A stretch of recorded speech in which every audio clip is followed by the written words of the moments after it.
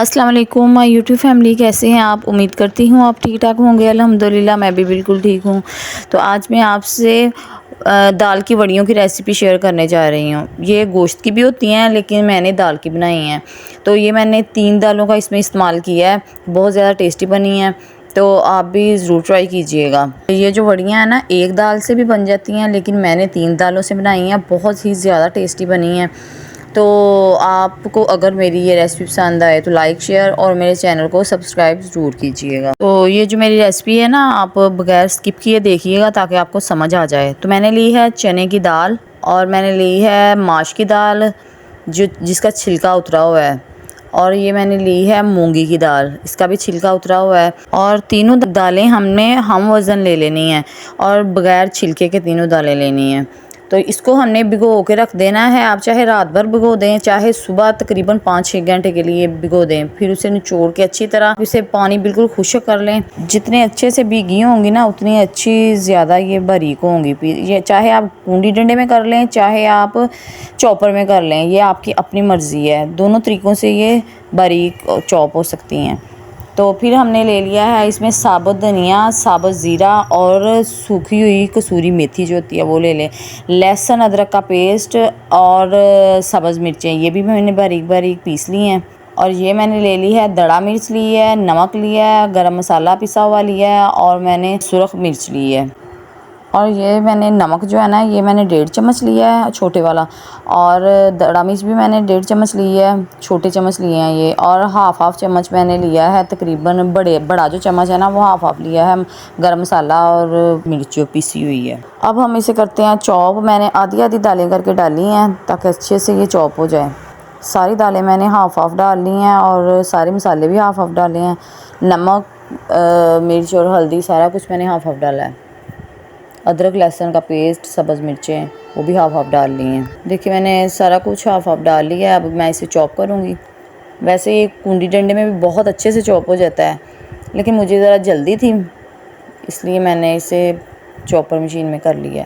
और ये जो है ना मसाले सारे साबुत जो थे, धनिया हो गया, ज़ीरा हो गया, कसूरी मेथी हो गई, ये सारी आपने तकरीबन 1.5 चम्मच अपनी मर्ज़ी से डाल लेने हैं। ये देखिए मैंने बहुत अच्छे से बारीक कर लिया इसे। फिर दोबारा मैंने 2 दफ़ा मैंने किया है।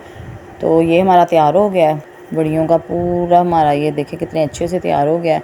अब बहुत आसान काम है, बस इसे ऐसे ही पकड़ के हमने प्लेट में किसी ट्रे में ले लें। और जिसमें भी आपने रखनी है ना ये वड़ियाँ सुखाने के लिए, क्योंकि हमने कड़क धूप में रखनी है, इसलिए ये आपका स्टील का ट्रे या प्लेट जो भी रखनी है स्टील की होनी चाहिए। और इसमें आपने ऑयल लगा लेना है नीचे ताकि आसानी से ये पलटी जाएँ। तो देखिए मैंने सारी वड़ियाँ जो है ना ये रफली तरीके से पकड़ के रखी जानी है, कोई इसकी शेप देने की ज़रूरत नहीं है। और जितना साइज़ मैंने रखा है इतना रखें क्योंकि इसने सूख के और छोटी हो जाना है। ये मैंने मेरे 2 भर गई हैं ट्रे, तो मैंने ये ऊपर धूप में रख दी हैं। कड़क धूप है उसमें मैंने रख दी हैं। अब मैं देखें एक साइड हो गई है, दूसरी साइड मैंने पलट दी है। दूसरी साइड भी आपने पलटनी है। जब आपकी सुबह आप रखें तो शाम तक आपकी काफ़ी अच्छे से हो जाएंगी, लेकिन आप 2 दिन की धूप लगवाएं ताकि बहुत अच्छे से ये सूख जाएं। क्योंकि हमने इसे फिर बाद में किसी भी डब्बे में डाल के किसी बाउल में बंद ढक्कन वाले में, कोई पानी नहीं उसमें लगा होना चाहिए, उसमें रख दें तो आपकी 6 महीने 7-8 महीने तक ये चली जाएंगी।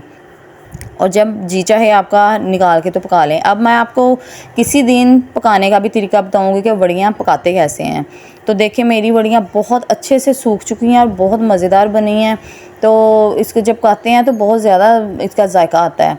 तो ये मैंने अब एक किसी भी बाउल में रख ली हैं। बाउल में रख के तो हम इसे जितनी देर भी मेरी जाएंगी, तो ज़्यादा वैसे नहीं गर्मियों में बनाई जाती हैं क्योंकि धूप ज़्यादा कड़क गर्मियों में होती है। सर्दियों वाली धूप जो है ना वो काफ़ी दिनों तक ये सूखेंगी, इसलिए आप गर्मियों में ऐसा काम किया करें जो सुखाने वाला होता है। तो आप अपनी मर्ज़ी से ये 3 दालों वाली मैंने बनाई है। अब मैं किसी दिन आपको कूंडी डंडे में वो उसको पीसूँगी और मैंने एक दाल सिर्फ माश की जो छिलकों के बगैर दाल होती है ना उसकी बनानी भी बताऊँगी। बहुत मज़े की वो भी बनती हैं, गोश्त की भी बनती हैं। वो भी किसी नेक्स्ट टाइम मैं बनाऊँगी, अभी तो नहीं लेकिन फिर कभी बनाऊँगी। ये आस्ता आस्ता मैं आपसे ना रेसिपी शेयर करती रहूँगी।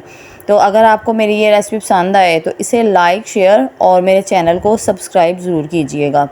तो अब मैं मिलूँगी अगली रेसिपी में। दुआओं में मुझे याद रखिएगा। अल्लाह हाफिज़।